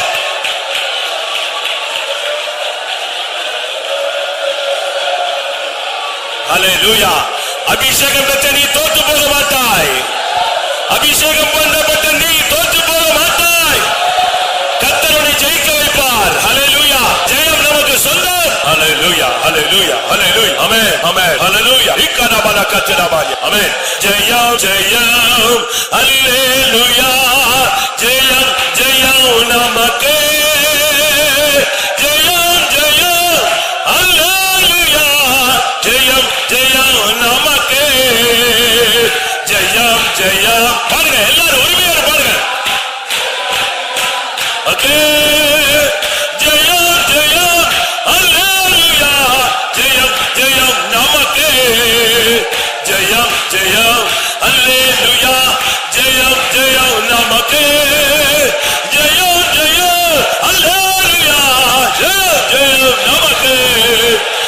ஜெயம் ஜெயம் அல்லேலூயா ஜெயம் ஜெயம் நமக்கு.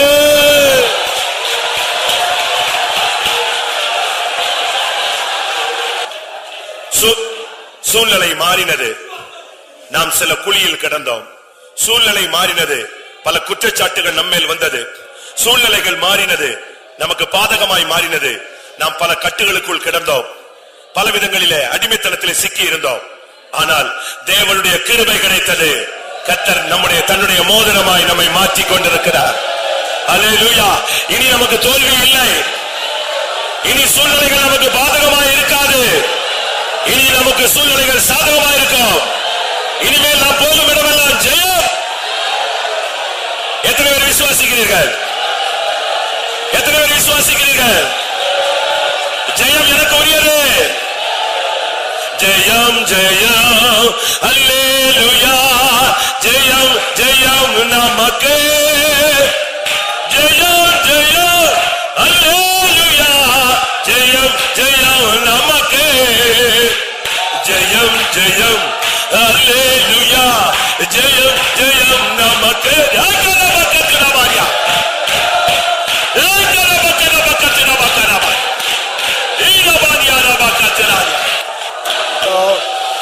ஜெயம் ஜெயம் அல்லேலூயா